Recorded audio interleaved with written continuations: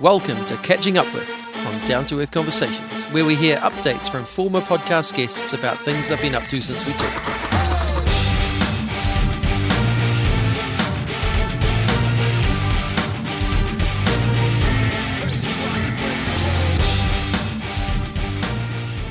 Kia ora, welcome to another episode of Catching Up With here on Down to Earth Conversations. I'm Andy Dixon, and today we are catching up with episode 11 guest, Hendry. Last time I talked to Aaron, we talked about work he was doing with young people experiencing homelessness. Aaron is still fighting with and for our rangatahi, our youth, but he's left the larger, more generic services he worked for and, with his wife Summer, started Kickback, an organisation dedicated to supporting some of our most vulnerable young people, particularly those experiencing homelessness. We talk about the journey of starting something new, how it fills a void in the existing services, and how it will help the youth of Tāmaki moving forward.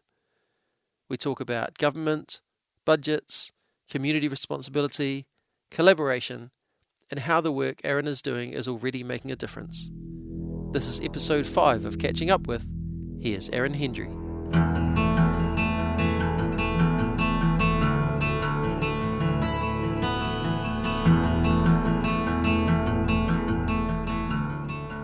So it's great to have Hendry back on the podcast. Kia ora, Aaron, welcome back. Hey, kia ora. It's great to be back, my friend. And we last spoke in 2020 in the midst of lockdowns and pandemics and all sorts of things. And yeah, I remember it. There's quite a bit that's happened since then. One of them is that your family has grown. Yes. How's that? Yeah. Oh, full on. So we got three little boys. So 6, 3, and 1. So our 1-year-old is now running around and talking and getting into mischief and all of it. So yeah, full on. Yeah, right. Always adds to the busyness of life, doesn't it? Yeah, but it's a good chaos, right? Totally. Brings a lot of joy. Not a lot of sleep, but a lot of joy. Yeah, totally. I remember my kids saying, "Oh, Dad, like if you knew what you know now, would you have chosen to have us?" I was like, "Oh, what a question." Yeah, no, I would. Yeah. Like, nah, and I kind of drew it out a bit, but no, I definitely would. But it, it does come with its challenges. But man, it's so worth it, eh? Oh, totally. No, I love my boys. They are life and joy and all the good things. Yeah. Yeah. And so last time I talked to you, you were working for LifeWise. That's right. Yeah. Things have changed a little bit since then. Can you tell us what you are up to now? Yeah. So around the beginning of 2023, my wife and I, Summer, we started a new organisation called Kickback. And basically that was really just an opportunity. So Kickback's a youth development and social justice organisation, responding to youth homelessness. So still in that space, but we saw that there's still some real significant gaps when it comes to services and supports for our young people. So, we wanted to start Kickback as an opportunity to kind of look at where those gaps are and also look at how we can, I guess, develop creative imagination around how we can solve some of these big challenges facing our youth. So, yeah, that's kind of what it's about. We're doing a few different things. Right now we're starting a new project called The Front Door, which, believe it or not, there's no central safe space for a young person who experiences homelessness to go in Tāmaki and get support and get the care that they need. And so The Front Door is a space where if you're experiencing homelessness, you need help, you can turn up and, we're building a community that will be able to care and love and support our rangatahi. So it's one of our main projects we're kind of building at the moment. Is that because there are organisations that work with people experiencing homelessness, but they don't cater to the youth population? Yeah. Or is it just that there's a lack of people supporting those people anyway? Yeah, there's a bit of both, right? So traditionally, New Zealand's response to homelessness has focused on our adult whānau. And so if you think of some of the big services like, Auckland City Mission, who do amazing work, a lot of their focus and their services are, more traditionally centered around support for adult whānau. A lot of our young people don't see themselves in those services. They don't often feel safe going into those spaces. They don't feel like they belong there. And sometimes, which is, pretty tragic when you think about it, some of our young people don't refer to themselves as homeless or even think of themselves as homeless because that's been their life. They've never had a safe place to live, and that's just Wow. their reality. And so the challenge really has been to develop something, and we've been building it with young people who've got lived experience, who've been designing it along with us, that really meets their needs and can engage with young people where they are at. So yeah, I mean, there's that challenge. The other challenge is that in Aotearoa, we are so far behind in responding to this issue. I think we only really started recognizing homelessness, as an issue in New Zealand around 2018, where we started to see as a society there's a lot more focus on it. But we're so far back behind the eight ball, and so those services that are serving young people who experience homelessness, doing what they can, and there's a lot of focus on building those sort of longer term housing support services, but there's gaps in that sort of immediate crisis space where if you need support now, where do you go when you're in crisis? And so no one organization can do it all. So we're just looking at like how do we support to move the movement further and faster by doing what we can do. Yeah.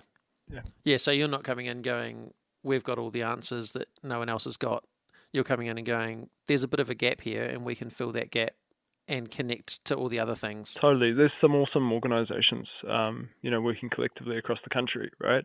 Doing what they can do in their spaces. But we still have significant gaps because there's huge need out there. So yeah, the whole idea about Kickback is not to reinvent the wheel or do something that's already been done, but to look at and see if we can put a bit of energy behind some gaps that exist in our sort of spectrum of care for our young people. And kind of use that to push change further and faster. Often what we learn, especially around how social change happens, or what I've learned over the years, is that governments don't really innovate. They can fund solutions if they can see it, but they can't imagine it often. So often it's up to us as community to innovate, to build those solutions, to activate them. And once we can create a blueprint, then you can have conversations with government around, oh, well, we could see how this could work. And yeah, cool, let's scale that up and let's actually, do that across the country on a much larger scale to serve more people. And so, I'm a big believer that we don't wait for government to solve our problems. That's kind of the end of the road. The solutions that we need in our communities, we as community have the power to make the change we want to see. And so Kickback's kind of built out of that spirit, like where are there gaps? How do we organize ourselves as a community, create the models that we need to serve our own people, and then, demonstrate that it works. And, if we can get those things off the ground, then we can have conversation at a wider scale around how we can support others to do the same. And maybe government has a part to play at that point. That's a great mentality to have, like for anything really, of going, what can I do with the skills that I've got in the space that I find myself? And how can I partner with other people who have different skills or different spaces than me? I think when we think about doing good in the world, it's so often to get a bit like, oh well, what's my little bit going to do, or kind of have that savior mentality of I've got to do it all. Yeah. And I love that what you're saying is, we're sure going to work hard in our space, but we're going to work hard with our community and with the other organisations, and we'll do our part, and then they'll do their part, and that's going to really help. And I love what you're saying too about not waiting until government steps up. And I mean, you can campaign for stuff for sure, but like you're saying, if you actually start doing the work, that's going to make change for someone straight away. Totally. Which is great.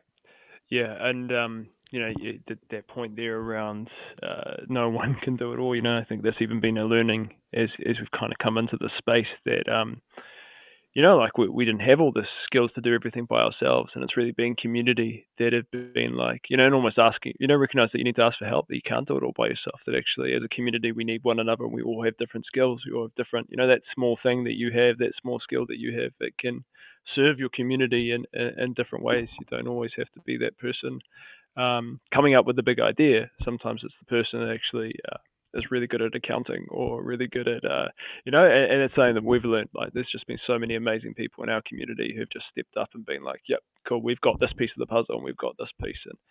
And again, that recognition that actually we need one another to face these challenges.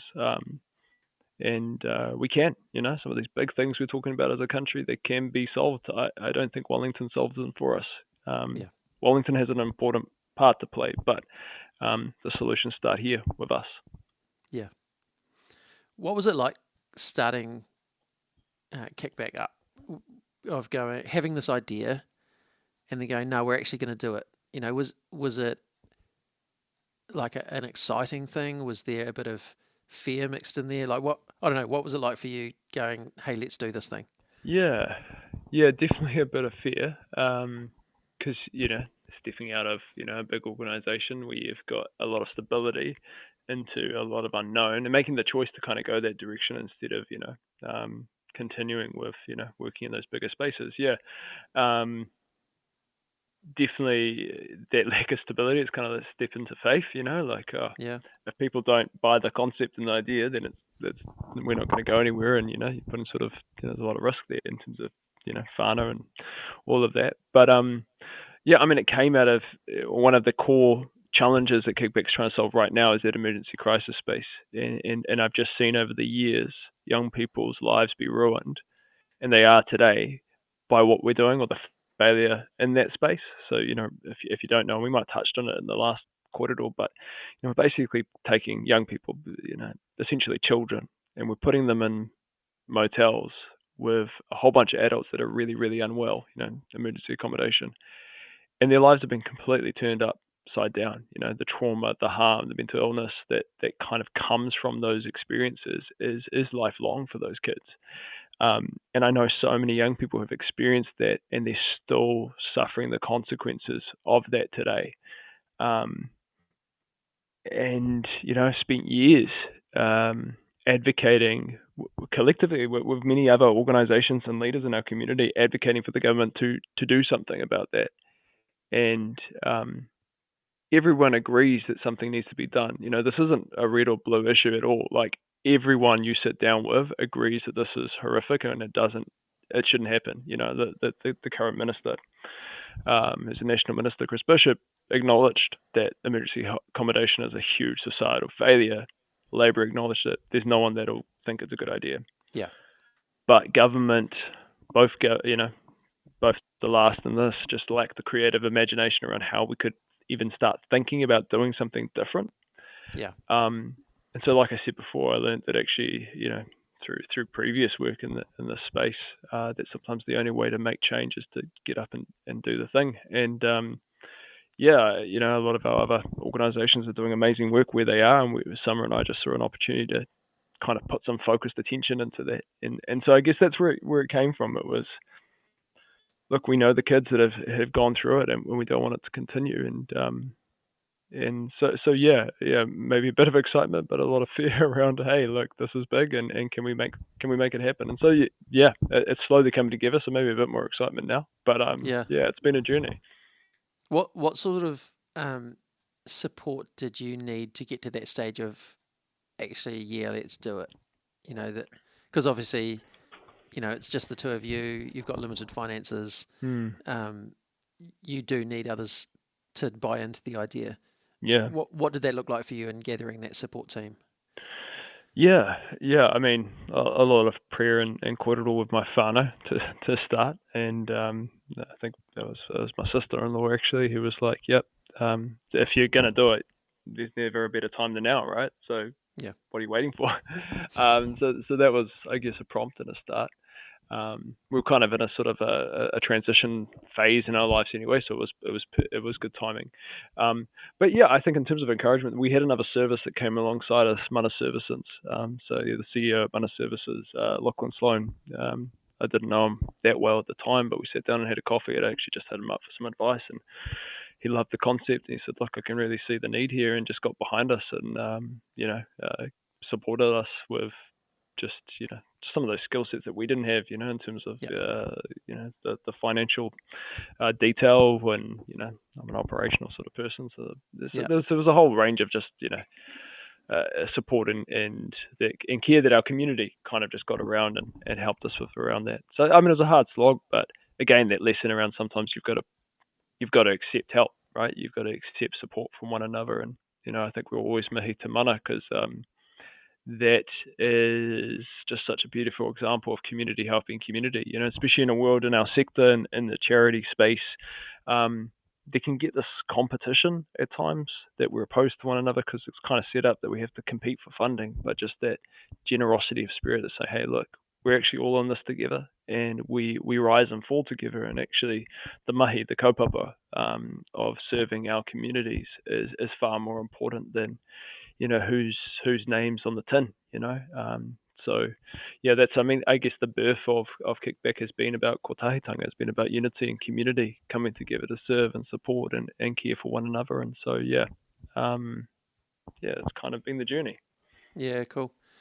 So you've got this thing, front door, you called it, eh? Yeah, front door. So a young person comes to the front door. What does that look like for them? Yeah. What happens from there?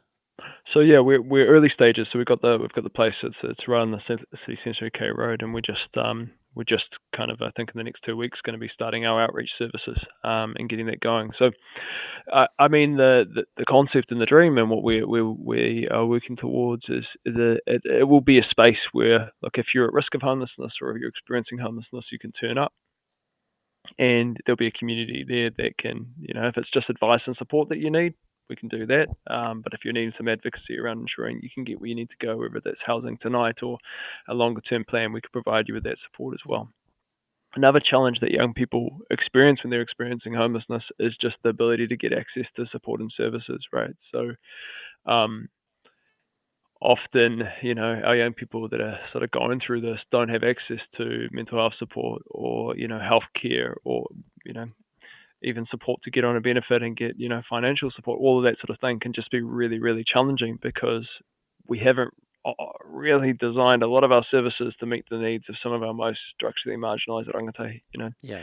Even young people, when they're in a whānau home and got stability around them, really struggle to engage with a lot of these services that they need. And so imagine then living alone, not having a stable place, moving around the city, sometimes the country for some of our rangatahi, some living on the street. It can be really hard to make that appointment on time, to be, to get to the other city, to get to your GP, because last night you got kicked out of your hotel and you slept rough on Queen Street. So our concept behind the front door is that instead of going to 1,000 doors, you can come to one door, and get the support and care you need. We do the work of going to, and that's the work we've been doing over the last few months, of going and building the relationships with the other providers and supporters, bringing those partners into the service and working together collaboratively to serve our young people in a way that referrals are. It's about whanaungatanga. It's about relationship, right? Yeah. So instead of being this big piece of paperwork that you have to do per service to get access, you come in and you meet people, and if you want to work with them, you can. And we've done the work of making that easy and simple for our rangatahi. So it's done in a way that actually meets their needs and done in a way that hopefully honours and respects what they require to be able to access the support that they deserve and they're entitled to. I mean, I totally resonate with what you're saying about how hard some things are to get into. Even when I've had times where I've been between jobs or whatever, it's been such a drama to try and to try and get the support that we needed. And I'm from a middle class family, good education. You'd think it would be easy to figure out, and some of it is just not. No. And then you think you've gone down the right path, and then you find out that actually, no, this is the wrong place to be, and now you've got to go start again over there, and you came to the wrong office because you were actually living in that office's it's like, oh my goodness. Yeah. And like, if you didn't have an address, I can't even imagine how hard that would be, just to fit in the systems, because your address is part of the details you give them. And totally. And in Tāmaki, I don't know what it's like in than other cities, but like even in terms of like mental health support, there's these there's these lines around, hey, you cross the street and you're in one DHB, you cross the street, you're in another, Yeah. and so you can't access support from the service, So there are stories around young people who have been fairly transient. They finally found a mental health team that actually understands them, meets their needs, working with them, and then they get moved to another hotel, which is literally maybe 100 meters away, and now they're no longer in the they're no longer in the system, so they're now got to be transferred over there, and that service doesn't meet their needs, and just these things that just like end up being barriers that we've created for people that it don't make a lot of sense. I mean, the rules are there for a reason, I'm sure, but they're not serving us, and they're not serving our young people. I love that's what you're talking about is let's remove some of those barriers. Yeah. Let's actually just help people access the stuff that's already there. Yeah. We've got the support, but you can't access it unless you can access it. Totally, and and that was a question. So when we first drew up the model around what we wanted to do, we're like, man, one, it'd be super expensive to deliver all of these services, and there's a whole bunch of capacity and knowledge that we don't have. The knowledge we have is really around youth development, youth homelessness, youth housing, how we support and care for young people in those real, tough places. But I'm not a doctor, I'm not a GP, I'm not a psychologist. But those services are important. So we kind of stepped back from that and we looked, actually, man, there's so many amazing organizations doing all this mahi, but maybe don't have the right vehicle to connect with our rangatahi in a way that actually meets their needs. And so that then kind of switched our thinking in terms of actually how do we work together? How do we create space for greater collaboration with one another? And it's been really cool to just see the energy and excitement around that, and getting a lot of different partner organizations that have been like, cool, how do we support one another to do this? But real key for us is having that, I'm a youth worker, so youth development, having rangatahi central to the mahi that we're doing, leading us, guiding us, directing us from day one has been really important. And so we've had a really amazing group of young leaders that have kind of stepped up, and this is really about their success, as rangatahi, as rangatira, saying, hey, look, this keeps happening to our friends and to our whānau, it's happened to us and we want to do something about it, so let's step up and make the change. And that's been really inspiring and really humbling to be able to work alongside them as well. I love that too, because that takes out the whole kind of saviorism thing of going, hey, we're the ones that have got it together, we'll come in and save these kids, that you're coming in and going, hey, no, let's get alongside these human beings who have dignity and mana and wisdom, and let's figure out together what this looks like. I think that's a lot of the kids that you will be working with are ones who have been stripped of their dignity and their humanity, and what an amazing way to give some of that back, to honour someone for the humanity that they have. And I think there's so much we can learn from our rangatahi. I hate the saying, young people are our future. I think they're actually, the leaders that we have today, if we would be willing to pay attention and to follow and to humble ourselves. Just the generosity. One of the things that I've learned so much from our rangatahi, those who have absolutely nothing, is just the generosity and that I've witnessed so often. Young people that have nothing yet share the little that they have with their friends, with those around them. Young people that are living in this tiny one-bedroom apartment, yet see their mates on the street and like, come and share this with me, bro. Who are down to their last meal and having to go get a food box and share what they have with those in need. And I think sometimes we get so in our head around, I can't afford to help this or help, but actually, like what I see with our rangatahi, is I don't think about, sometimes to their detriment, they don't think of, what they're going to need later down the track. They see a need in front of them now and they act to serve and support, the need that is there. And I think there's a lot we can learn around just that generosity and that manaakitanga that they demonstrate. I think maybe our society would be a lot better if we, if all of us practice such radical manaakitanga, radical generosity. Yeah. Again, that's a really good point to remember, is that actually we can learn from those who we least expect to learn from. Mm. And often they have the best things to teach, which Sure. is really beautiful. You've been quite busy recently as well, being interviewed on different media platforms around different government decisions, and like you say, it's not a blue versus red thing. That both governments have struggled to figure out how to do stuff in this space. But there have been some decisions lately that I know you found quite tough. That have, I guess, been a kick in the guts in some ways to what you're trying to do. Do you want to talk a little bit about that and how do you navigate stuff like that? Yeah. I mean, it's been an interesting year. And like you said, if you pay attention, I was pretty strong in some of my critiques of the last government around some of their decisions around young people as well, and especially in the youth justice space.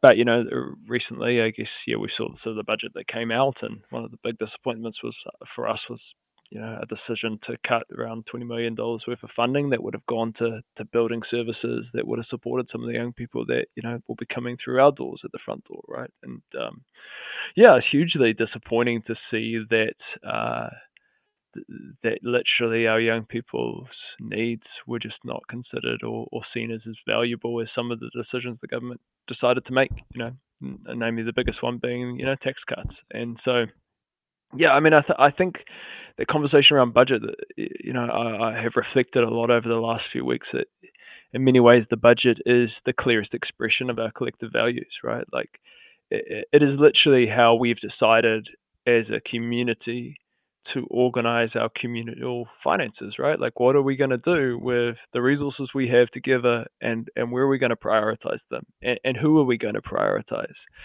And I think as we dig into that budget, we keep seeing more and more that those who are not prioritized, who are not seen as being as worthy as others, are those who are on the most extreme margins of our society, whether it's people with disabilities or our rangatahi and our children. And so I mean it hits that particular decision hit quite close to home, because I think of people that I know who suffered because they didn't have these services.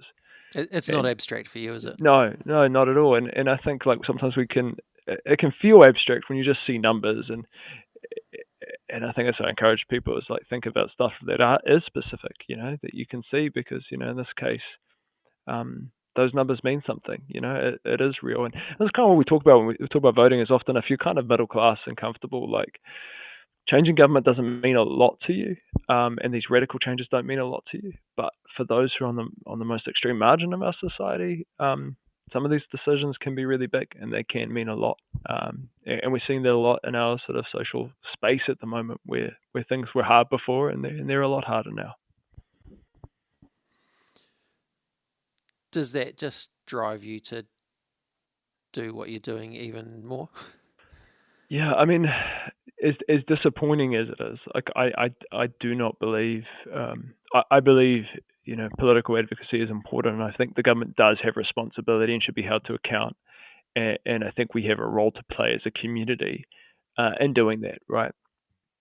But my hope and faith has never been in government, and I don't believe they ultimately hold the power to make the change that we need to make. I think that power resides in community, and it's us as community, as people, as we organize and come together, that is going to see the most productive change in our society. Because really, and I think this is the challenge, is I actually think government often, represents us far more than we realize, and it is really as we look internally rather than pointing the finger outwardly, we see, I guess, an opportunity to remold ourselves into who maybe we feel like we want to be as a community, as in a society. So, those values that we feel like we hold, we need to look around and say, look, what do we actually truly